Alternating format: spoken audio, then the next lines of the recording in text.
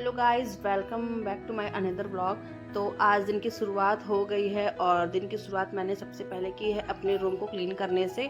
तो यहाँ पे मैं छत पे गई थी अपने रूम में, क्योंकि रूम में बहुत ज़्यादा डस्ट और बहुत ज़्यादा गंदा हो रखा था रूम। तो मैं गई थी उसे क्लीन करने और साथ साथ इसी भी चली गई थी। और वहाँ पे सबसे पहले मैंने जाके बेड शीट को चेंज किया, क्योंकि धूल बहुत ज़्यादा बेड शीट पे आ गई थी, मतलब बहुत ज़्यादा गंदा था बेड शीट। तो मैंने सबसे पहले अपने बेड शीट को चेंज किया और बहुत सुंदर सा बेड शीट देखिए लगाया हुआ है। और उसके बाद से पूरे मेरे बेड पे धूल धूल हुआ था, तो मैंने फिर बाद में मैंने देखा, तो फिर अब चादर लगाने के बाद से मैंने अपने बेड को भी क्लीन किया और फिर विंडो को भी, क्योंकि विंडो भी बहुत सारा धूल धूल हो गया था, तो मैंने विंडो भी क्लीन किया। और उसी में इसे भी बहुत परेशान कर रही थी मुझे। तो सब कुछ करने के बाद मैं मतलब कर रही थी अपना रूम क्लीन। उसके बाद से अच्छे से फिर चादर लगाने के बाद फिर मैंने झाड़ू लगाया, फिर पोछा भी लगाया, क्योंकि ऊपर जो भाभी हैं काम करने आती हैं वो ऊपर उन्हें नहीं बुलाया जाता, क्योंकि ऊपर कोई रहता नहीं है, तो कोई मतलब नहीं है साफ़ कराने का। तो जब भी हम लोग आते हैं तो हम लोग क्लीन कर लेते हैं अपना ऊपर, जो भी जितना भी करना होता है हम लोग कर लेते हैं क्लीन। और तो मैंने यहाँ पे सब क्लीन कर लिया है और इसी परेशान कर रही थी। तो फिर मैं आ गई थी नीचे, नहाने के बाद सब कुछ करने के बाद मैं आई नीचे। और आज मैंने चाय और नाश्ता तो स्किप कर दिया, नहीं दिखाया ब्लॉग में। और उसके बाद से फिर मैं आ गई थी, मुझे समझ नहीं आ रहा था कि मैं क्या बनाऊँ।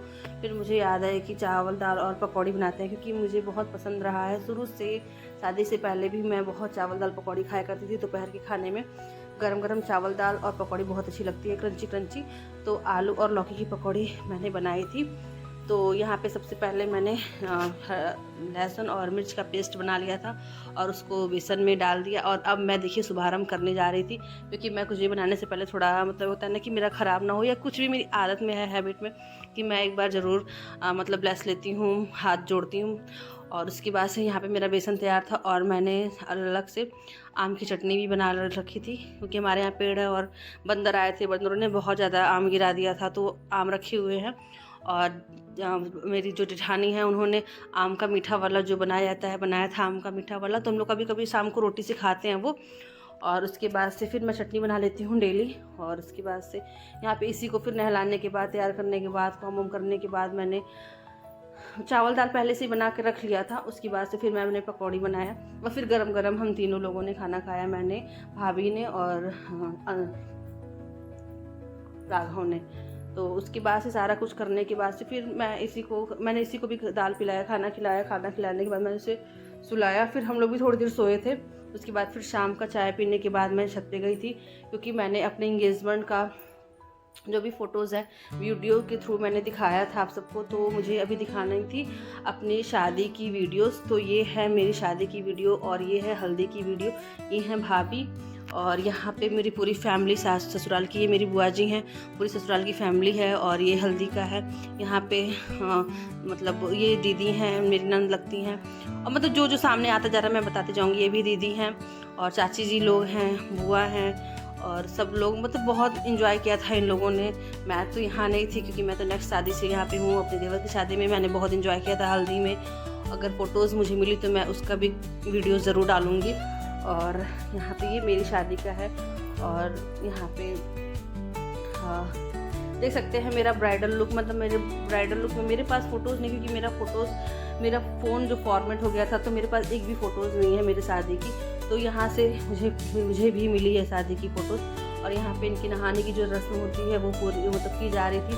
उसके बाद से फिर ये तैयार हो जाता है। यहाँ पे जीजा लोग और फूफा लोग हैं और इन्होंने इनको तैयार कराया था। उसके बाद से फिर मम्मी, यहाँ पे इमली घुटाना होता है, तो यहाँ पे मम्मी मामा जी लोग आए हुए हैं और मम्मी के साथ वो रिचुअल्स हो रही थी। उसके बाद से फिर यहाँ पे बारात निकली, मंदिर से आगे जाते जाते जो भी होता है सारा फंक्शन हो रहा था।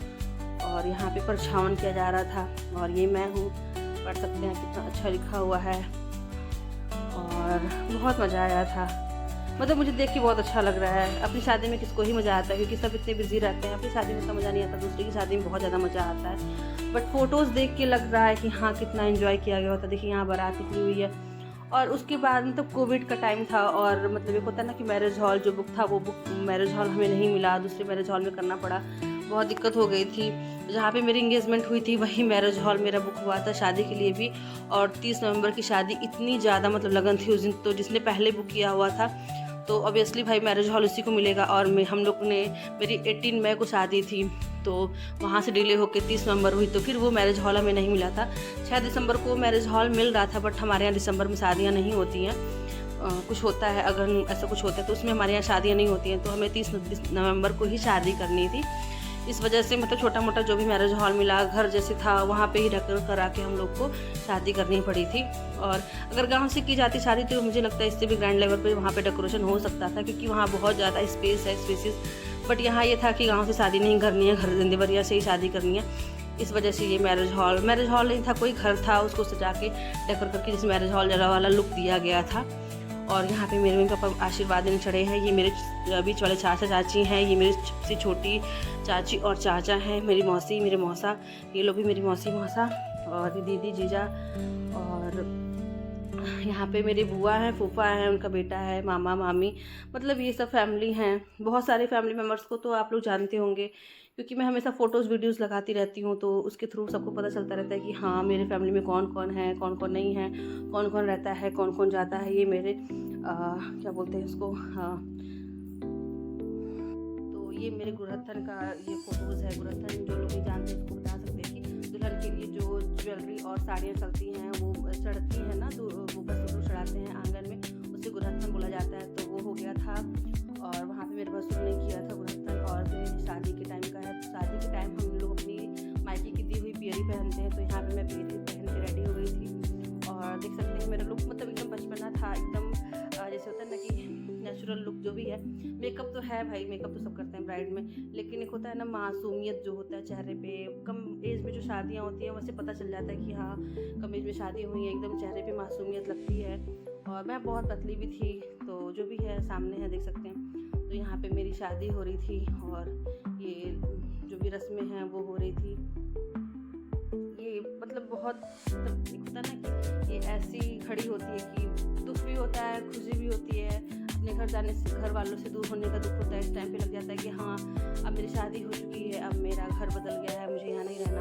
और यहाँ पे देखिए मांग में सिंदूर पड़ते ही एक होता है ना कि हाँ अब लड़की पराई हो गई है और अब इसे दूसरे घर जाना है। तो ये सब चीज़ें लड़कियों के दिमाग में बहुत ज़्यादा चलने लगती हैं। यहाँ मेरे फेस पे एकदम क्लियर आपको दिख रहा है कि मेरे दिमाग में एक होता तभी से रोना आने लगता है कि हाँ अब मुझे अपने घर नहीं रहना है, जाना है, और अब साथ में नहीं रहेंगे मम्मी पापा के। और शुरू से ही मैं अपनी मम्मी के बहुत ज़्यादा क्लोज रही हूँ, मम्मी इसके बिना मैं कभी रही ही नहीं हूँ कहीं पे। तो ये सब सोच के इस टाइम पे ये सब सोच आने लगी थी मेरे मन में। और यहाँ पे कोई बात किसी ने बोली थी, तो यहाँ पे हम दोनों हंस रहे थे।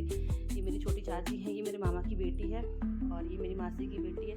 बहुत अच्छे हैं सब दोनों। अभी हम लोग मिले थे रिसेंटली, मामा के लड़के की शादी में हम लोग मिले थे। यहाँ पे ये लोग द्वार शिकाई कर रहे थे, जूता चुराया था इन्होंने, तो इनको ये जूते का प्राइस फिक्स किया था, जो भी है मुझे याद नहीं आ रहा था कुछ।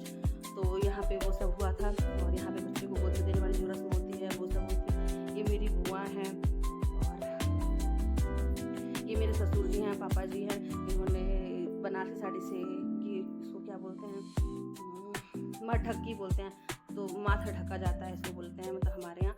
तो वो किया था। यहाँ पे मेरी चाची का बच्चा गोद में दिया गया था, जो कि पहचान नहीं रहा था, उन लोगों को बहुत रो रहा था। ये मेरी मासी पासा खिला रही थी। यहाँ पे जीत मेरी हुई थी, और ये मेरे ससुर जी हैं, पापा जी, मेरे पापा हैं, मेरे बड़े बड़े बाबू जी हैं, मेरे ससुर जी हैं, मेरे पापा हैं।